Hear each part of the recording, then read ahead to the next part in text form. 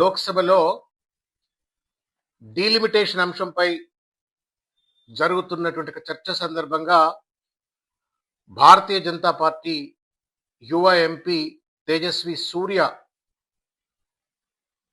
తెలంగాణ రాష్ట్ర ఏర్పాటును పాకిస్తాన్ విభజనతో పోల్చడం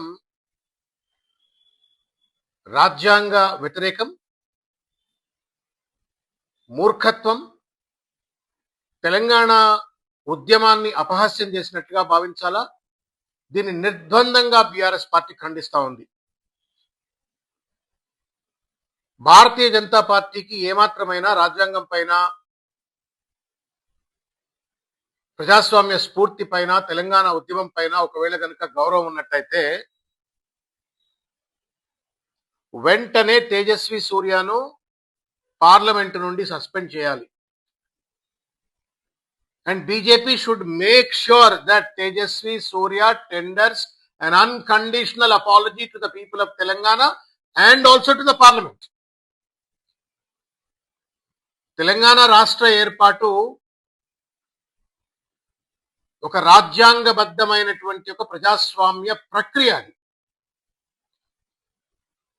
భారత పార్లమెంటు ఆర్టికల్ 3 ద్వారా ఏర్పరచబడ్డటువంటి తెలంగాణ రాష్ట్రాన్ని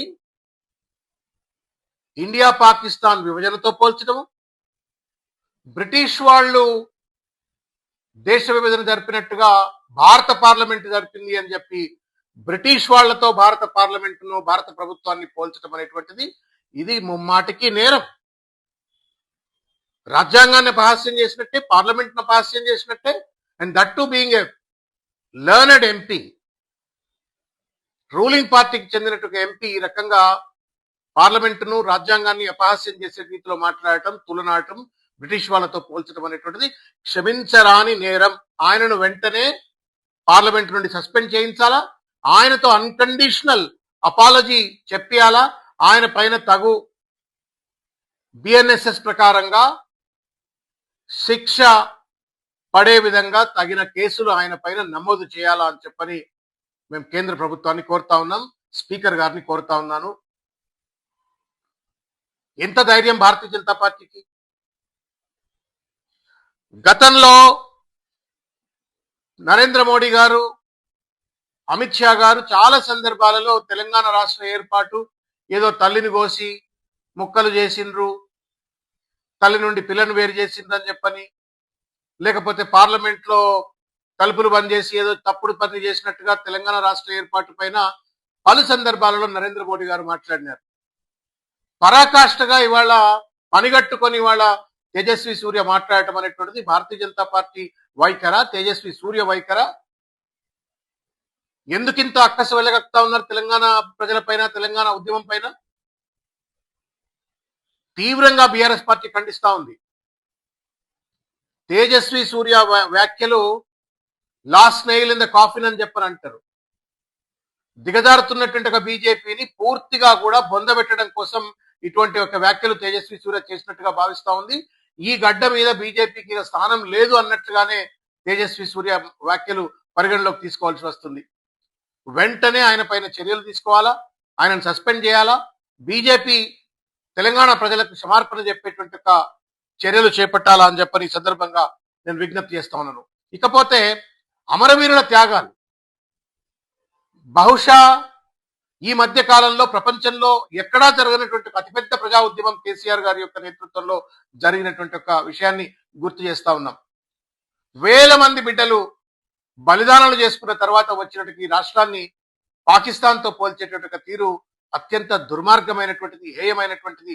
దీన్ని సభ్య సమాజం అంతా కూడా నిర్ద్వందంగా ఖండించాలా, తేజస్వి సూర్య వ్యాఖ్యల పైన తిరుగుబాటు చేయాలా అని చెప్పని ఈ సందర్భంగా నేను విజ్ఞప్తి చేస్తా ఉన్నాను. దురదృష్టం ఏంటంటే ఇంత చిల్లర మాటలు తేజస్వి సూర్య మాట్లాడుతుంటే పార్లమెంట్లో బొమ్మల లెక్క కూర్చున్నటువంటి ఒక తెలంగాణ ఎంపీలను చీము నెత్తురు లేదా? మీరు తెలంగాణ ప్రజలను, తెలంగాణ ఉద్యమాన్ని, తెలంగాణ అమరుల త్యాగాన్ని అవమానపరిచే విధంగా తెలంగాణను పాకిస్తాన్తో పోల్చేటువంటి ఒక పరిస్థితి ఏర్పడ్డప్పుడు మీరెందుకు మౌనంగా ఉన్నారు? ఎందుకు మీరు బానిసకు ఒక బానిస అన్నట్టుగా ఇవాళ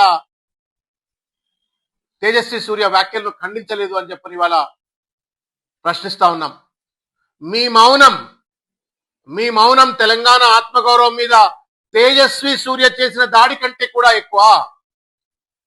తెలంగాణ ఉద్యమంలో కేసీఆర్ గారి యొక్క నేతృత్వంలో రాజకీయాలకు అతీతంగా అందరము ఏకమై ఎజెండాలు పక్కన పెట్టి కొట్లాడిన విషయం గుర్తులేదా ఎంపీలు అని చెప్పి నేను ప్రశ్నిస్తా ఉన్నాను. కాంగ్రెస్ ఎంపీలు, బీజేపీ ఎంపీలు బెల్లం కొట్టిన రాళ్ల లెక్క ఎట్లా కూర్చుంటారు అని చెప్పని ప్రశ్నిస్తా ఉన్నాను. మీరు కూడా తెలంగాణ ప్రజలకి వాళ్ళ సిట్టింగ్ ఎంపీస్ ఎవరైతే ఉన్నారో వాళ్ళందరూ కూడా తెలంగాణ ప్రజలకు క్షమార్పణ చెప్పాలా.